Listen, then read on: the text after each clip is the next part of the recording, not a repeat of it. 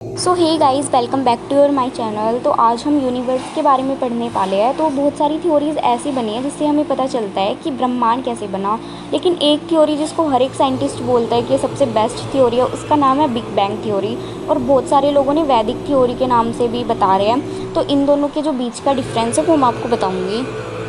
तो एकदम शुरू से स्टार्ट करते हैं। तो स्टार्टिंग में क्या था ना कि एकदम डार्कनेस थी और उसमें सिर्फ एक सिंगुलर इंटाइटी थी। और वो जो सिंगुलर इंटाइटी थी वो ब्लैक कलर की थी। एक तरीके से आप उसको ब्लैक होल भी कह सकते हैं। तो वो क्या कर रही है कि जैसे मैंने आपको बताया कि वो ब्लैक है, तो वो हर चीज़ को धीरे धीरे धीरे धीरे अपने अंदर एब्जॉर्व कर रही है। तो जो भी चीज़ें उसके आसपास आई उसने हर एक चीज़ को अपने अंदर एब्जॉर्व कर लिया सिंगल इंटाइटी ने। और अगर आप माइथोलॉजी में बोलोगे तो फिर ये वही एक ऐसी चीज़ है जिसे हम भगवान, ईश्वर या फिर कुछ भी कह सकते हैं, जो सुप्रीम पावर है। तो ये जो थी ये जो थ्योरी है ये 8 बिलियन ईयर अगो की है। तो इसमें क्या करा उसने कि वो सब चीज़ों को अपने अंदर निगलती गई और इतना ज़्यादा निगलने के बाद जब उसके अंदर बहुत ज़्यादा हीट बन गई, तो हीट बनने के बाद एक सेकंड ऐसे आई कि उस एक सेकंड में सब कुछ ब्लास्ट हो गया एकदम से।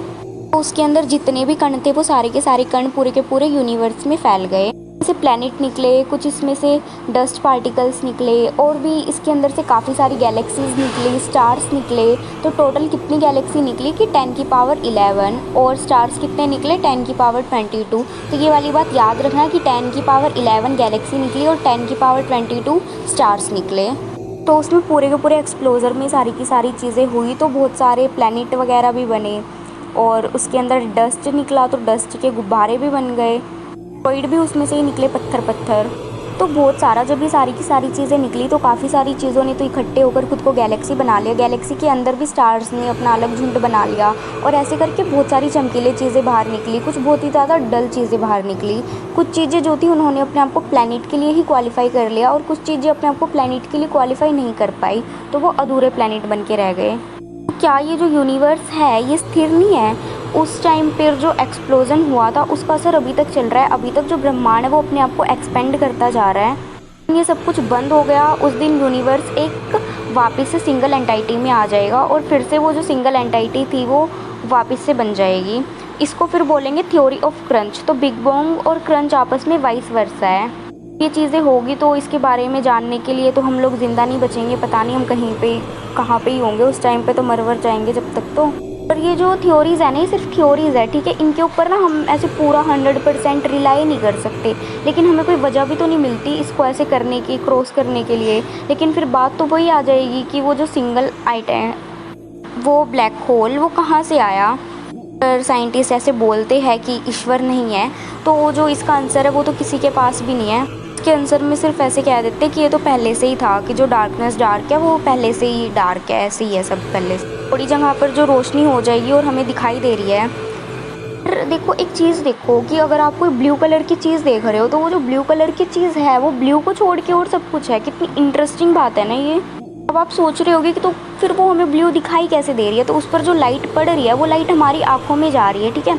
और आँखों में क्या बन रही है, हमारी आइज़ का जो लेंस है रेटिना, उसकी इमेज बन रही है और वही कलर हमें दिखाई दे रहा है। लेकिन हमें ये समझना पड़ेगा कि वो जो चीज़ थी बाकी के कणों को उसने एब्जॉर्व कर लिया अपने अंदर, और सब कुछ एब्जॉर्व करने के बाद जो ब्लू कलर है उसको रिफ्लेक्ट करा है।